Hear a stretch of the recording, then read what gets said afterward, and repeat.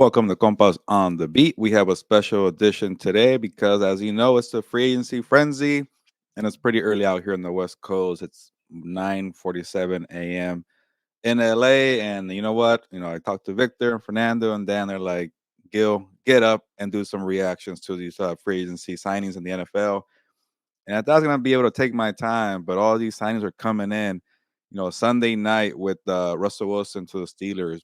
We got Saturday night Chris Jones signing an extension with the Chiefs, and then today, this morning, Jonathan Greenard, Tony Pollard, DeAndre Swift, they're all going off the board. So excited to jump on here, do some quick reactions and grades, and let me know what you guys think. So I think I'll give you my grades here, but yeah, I think I'll do like maybe 2 or 3 videos today because it's gonna be so many grades coming out and signings coming in the NFL world. So I'll do 4 right now, or I think maybe 5. I lost track, so I'll keep it quick here, but wanted to give you my quick reactions to these grades. All right, we got to start with Russell Wilson to the Steelers. I give it a B minus, and I'll give you a quick story here. I talked to Fernando, and he said, "You know what? You're thinking F here," and he was joking around. Obviously, he tweeted it. You might have caught that, but uh, I had to defend myself a little bit. I'm like, why am I defending myself? So I had a B originally at SI.com. I wrote a story about it. And the more I think about, okay, I think it's going to be a B minus grade for Russell Wilson because performance. He hasn't played well the last couple of years. So, but I think it's a strong grade, B minus still overall because he is playing practically for free for the Steelers. I think $1.2 million. He's getting $38 million from the Broncos. So if you're the Steelers, take a chance. Maybe he has kind of a comeback season. I'm not saying he's going to go back to being Russell Wilson of the Seahawks, but he was a good game manager, better than Kenny Pickett. I could say that at least a year ago with the Broncos under Sean Payton. So the biggest thing I want to take away from the Russell Wilson to the Steelers is, you need competition with Kenny Pickett. He was a first round pick in 2022.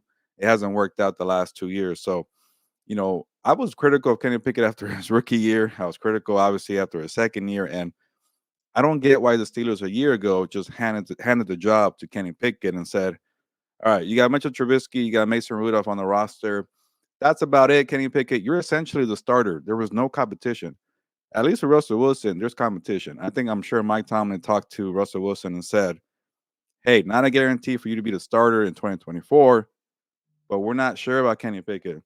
The best thing you could do here is compete. You push him, that works out in our favor. If you push him and you win, that's a favor for both of us here. So Russell Wilson might not be the same guy he was in Seattle, but if he's able to protect the football, I think he did a better job last year. And he has some good chemistry with Cortland Sutton. There you go. Cortland Sutton. It is early here on the West Coast.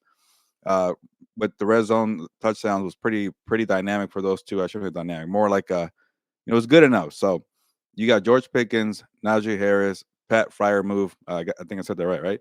And then Deontay Johnson. So a lot of weapons with the Steelers, and just be an experienced quarterback, run the offense. Work with Arthur Smith. Arthur Smith is going to be interesting too because he went with the Falcons. It did not work out, but he was a good play caller with the Tennessee Titans. So maybe a more balanced attack. You also have Jalen Warren there. A building offensive line. Offensive line is still not the strength, but they're getting better.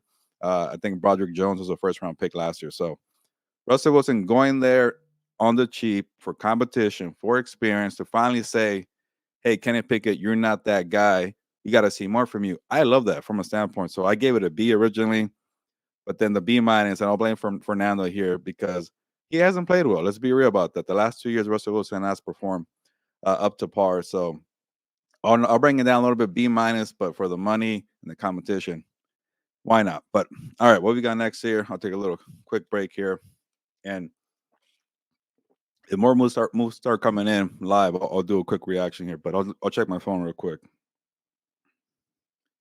Oh, Dave Bakhtiari saying goodbye to the Packers, so that's something there. Okay, but no actual signings just yet, so I'll keep it going right here. And this one actually surprised me. Jonathan Greenard to the Vikings. I gave it an A because he is an emerging pass rusher in the NFL. Jonathan Greenard, he had some, so-so years. I think 3 years in Houston, and then D'Amico Ryans comes in and he just takes off. So there's a little concern there with maybe coaching was the best thing for Jonathan Greenard. and he was like, okay, if I leave the situation here with Will Anderson Jr., obviously CJ Stroud doing his thing on offense, will Jonathan Greenard still be that guy? And I think we saw enough flashes that he's going to be that quality player. He just had injuries, so if he stays healthy, he could be okay. Now this might get a little outdated real quickly, but is this Jonathan Greenard move to pair him with Danielle Hunter? Because you got Hunter and Greenard, that's a very good 1-2 punch. But if he's the number one pass rusher, it's a gamble. So the more I talk about it, maybe I should bring it down to like a B. But if it's just on him by himself without Daniel Hunter, I still like it. Again, he's a young edge rusher. I have not seen the money. I should probably wait for the money to see for the full grade. But you know what? I see it right here. Jonathan Greenard agrees to a 4-year deal with 42 million guaranteed, $76 million per year. So what is that? My math is really bad here. So bring out the calculator. Why not? Yeah, sorry, pretty bad.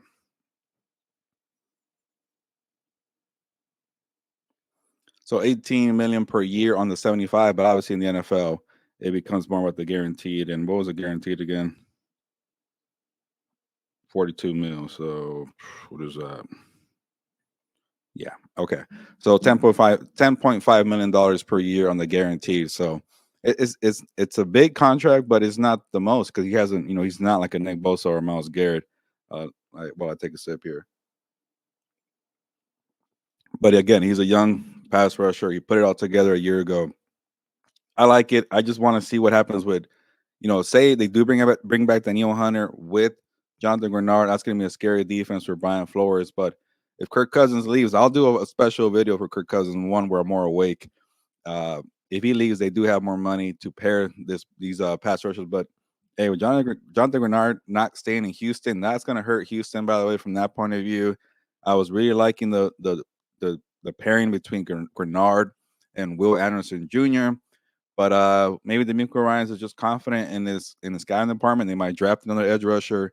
He's confident in his coaching scheme. So after the year they had, why not? But I do like it from the Vikings' point of view. He was one of the highest free agents available. Free agents available. I want to say he might have been like top 10 in the ranking I did for SI. So I give it an A. It's the first one free agency here. But all right, what we got next here? And now the running backs are coming off the board. And Tony Pollard to the Titans. I don't think I saw the money just yet. Let me do a quick check because that probably does matter when you're giving out a grade. And you know what? I'll be okay with changing my grade while I'm talking or while I'm seeing more information. All right, where is it? Okay, Tony Pollard, 3-year deal, $24 million. My math should be better with this one, right? Yeah, 8. There you go. 8, 16, $24 million. So $8 million per year for Tony Pollard.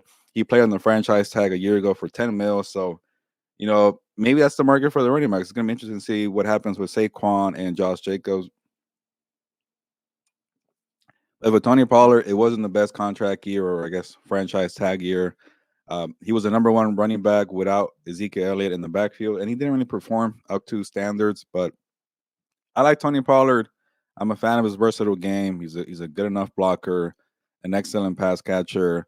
Not the best when it comes to between the tackles running, but he can run in space. So he gives you an added element to the playbook, and he's very versatile and explosive. So, you know, if Derrick Henry stays in Tennessee, that would be a great deal. Tony Pollard and Derrick Henry, but I'm sure he's going to move, and I'm sure I'll do a video of Derrick Henry if he leaves anytime soon. So uh, I'll give it a B here. The contract is not that high, $8 million per year. That sounds about right for a good running back here. So, you also have a young quarterback in Will Levis, as the cat wants to come on here and mess my system or my recording. So I'll let him chill right here. But Tony Pollard to the Titans will be, an interesting, signing. But I like it because they have a young quarterback in Will Levis. So, all right, what we got next here? Okay. Some kind of things that I missed here over the weekend, and I'll be a little quicker. But Chris Jones extension with the Chiefs, I give it an A minus, and it would have been a perfect A. It's just age, he's already, I think pretty sure 30 years old or about to be 30 or over, whatever it is. He's been in the league in a while, so it's a gamble to pay somebody that type of money. Pretty much all guaranteed. I think it was $95 million for the first 3 years, but it's like a 5-year contract over 100. But I'm sure you could get out of that contract. So I'll count the first 3 years for Chris Jones there as the cat gets out of here. So I always thought Chris Jones would be more like a Aaron Donald contract. Remember a couple years ago, Aaron Donald was saying, "You know what, I might retire," and the Rams were saying, "Don't." But we get you're kind of bluffing. You're also 30 years old, so a short term contract where you're pretty much guaranteed all the money made it all the sense in the world, and they finally did it.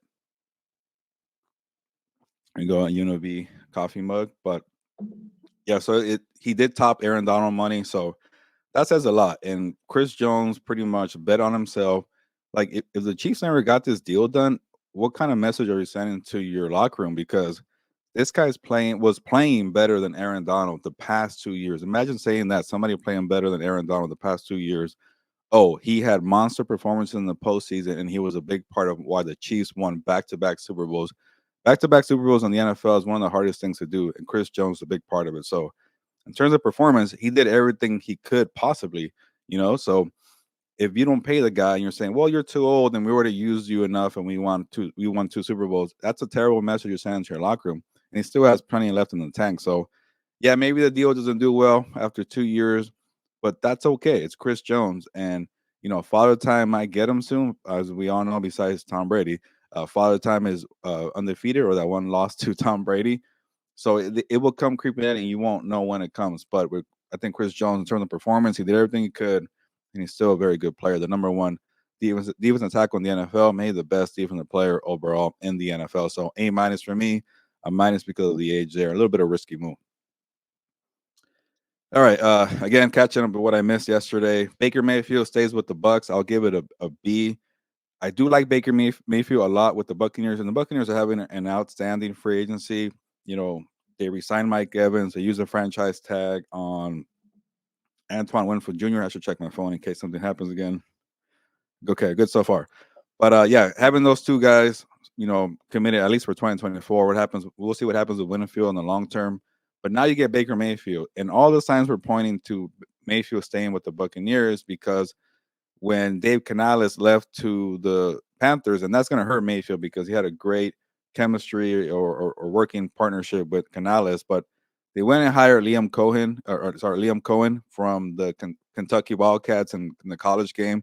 But Liam was not a play caller, but sorry, an offensive coordinator with the Rams under Sean McVay.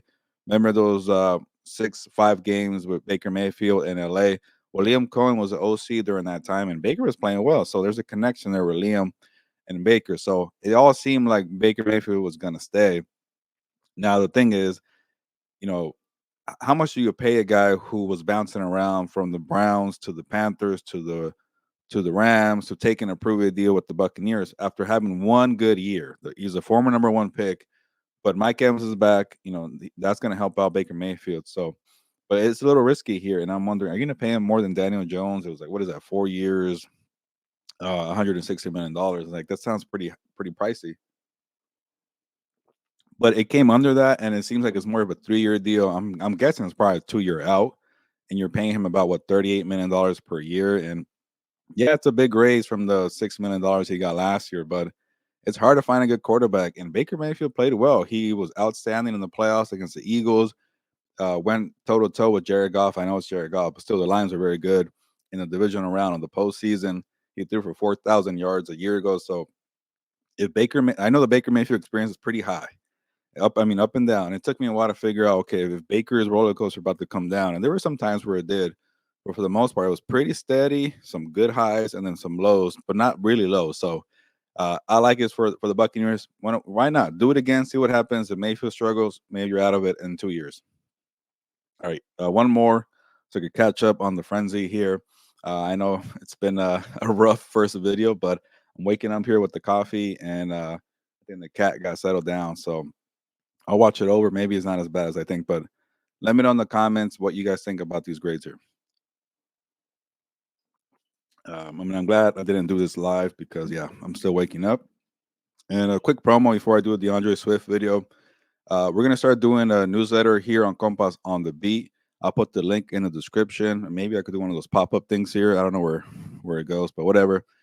Check out the newsletter, and myself, Fernando, Dan, and Victor will be talking. I guess writing. There you go, writing about what's going on in our lives, but also sharing our opinions, our analysis in the sports world, pop culture, things like that. So you want to get to know us and just follow along what's going on with the network and in the sports world, make sure to subscribe to that newsletter. Just put your email in that gold box. Go to compasonthebeat.com. I could just say that. Go to compasonthebeat.com. In the middle of the home screen, you're going to see the pop up for the email subscribing. Just put your email there, subscribe. You're good to go. You can even do it on your mobile phone. But all right, let me check my phone real quick in case something else came out. Cool, not yet. So DeAndre Swift to the Bears. This is my lowest grade. I'm not saying that, like, it's always tough to criticize the move because these are good players that are out there on the market, but there's a reason why they're available, and there's a reason why some of these free agents don't do well. I'm not saying DeAndre Swift won't do well, but out there for the Bears, they really missed David Montgomery a year ago. I think that was a big deal for them, and I want kind of more of a physical bruiser running back who could command the boatload of the carries, move the chains, and DeAndre Swift doesn't feel like that guy. He kind of feels like Tony Pollard, but also he's versatile. He can help you out of the backfield. And you have a Caleb Williams or Justin Fields or Drake May.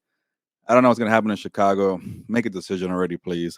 But same thing with the Chargers. Are you going to cut those players or not? I know Fernando's waiting around. But DeAndre Swift was up and down with the Eagles. But for the most part, he was healthy. That was an issue with the Lions there. It didn't work out. He was productive. But then that second half, it really fell hard for the Eagles. But was it DeAndre Swift's fault, or was it more the play calling, more of the offensive scheme, Jalen Hurts? So we don't know what happened with DeAndre Swift. So a lot of red flags for me though. And he's now on his third team. Not a bruiser of running back, but he's a very good player. I'm sure that contract. I think I saw maybe it's like similar to Tony Pollard. Actually, I would rather have Tony Pollard as the same money. Let me double check. Uh,